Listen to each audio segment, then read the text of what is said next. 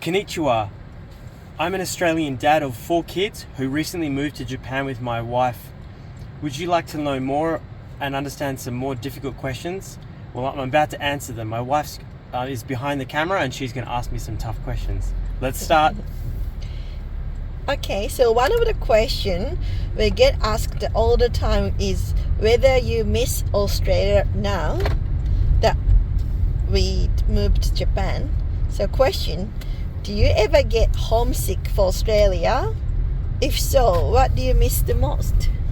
Absolutely, Australia is a beautiful country. I spent my whole childhood and most of my life there, apart from some time in the US.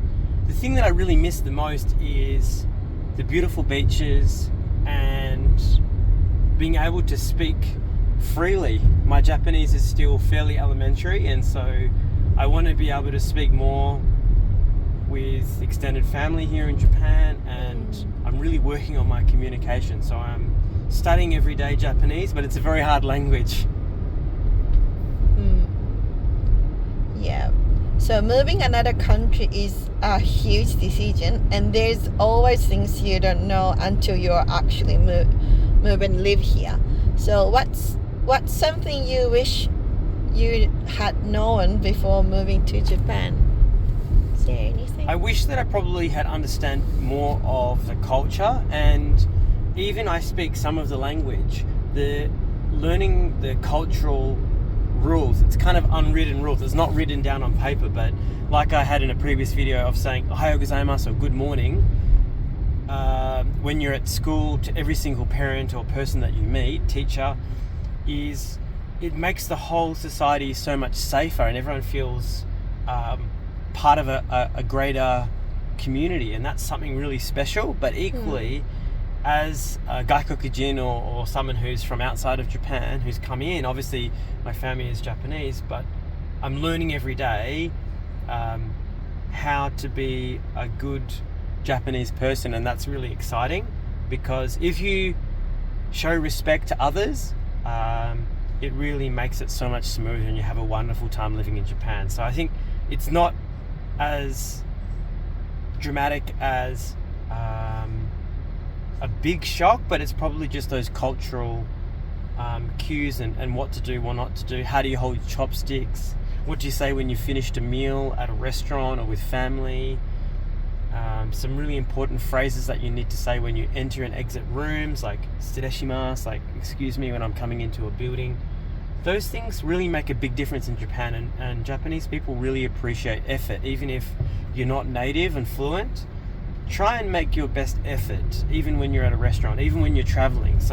But let me know in the comments below, what are some Japanese cultural tips that you have, how you can make a smoother experience when you're in Japan. Okay, before moving to Japan, you had a lot of expectation probably, but what about what life here would be like? What has been biggest surprise since you're moving to Japan? Probably the biggest surprise that I have since I've moved to Japan is an incredibly safe country, and I'm so surprised to see children, primary school, elementary school children, playing in local parks without any parent supervision. And it's incredible to see how responsible and independent children become in Japan at such a young age. And then we've seen many times kids walking home from elementary or primary school by themselves after school. And that's something that's very rare in Australia. I wouldn't see that. And our own experience is that there's an expectation at schools that parents come and drop off and pick up kids. But in Japan, kids have developed the skill of independence at a much younger age, and that makes such a big difference in terms of their own personal development. I'm really excited to see how our 4 kids will be able to thrive in this environment. Okay, so final question. I guess lots of people are nowadays wondering or thinking about moving overseas, or could be part of Japan's. Have you ever regret moving to Japan? Not at all. I'm grateful every day living in Japan. It's a beautiful country. It's a safe country for raising family.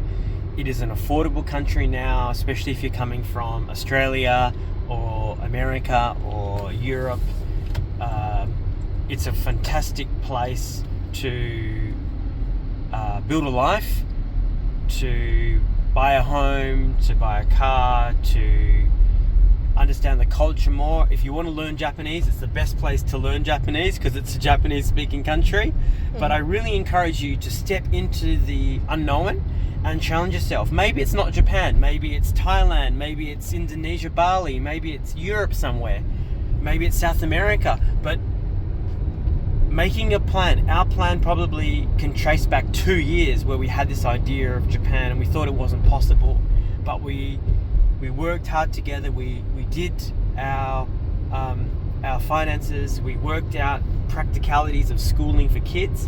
But I really highly recommend everyone listening to consider yourself in your own life a change. Maybe it's not necessarily moving to another country, maybe it's moving to another town or another city, or moving to a different suburb even in the same city, but really challenging yourself and thinking, is this the best life? Is this what I want in life? Because life goes pretty quickly. So I really highly recommend you come and visit Japan if you're interested in living here first. Really experience the culture, learn some basic Japanese. You can do that online. There's lots of online resources. I highly recommend, just even YouTube videos really helped me in my early stages, hiragana, katakana. But I really wish you will consider following my family and our family's journey here in Japan. If you're interested in more Japanese content and more daily family content about Japan, please give this video a like and subscribe to Gap Year Dad Japan in YouTube. And until then, we'll see you in the next one. Thanks. Mata today.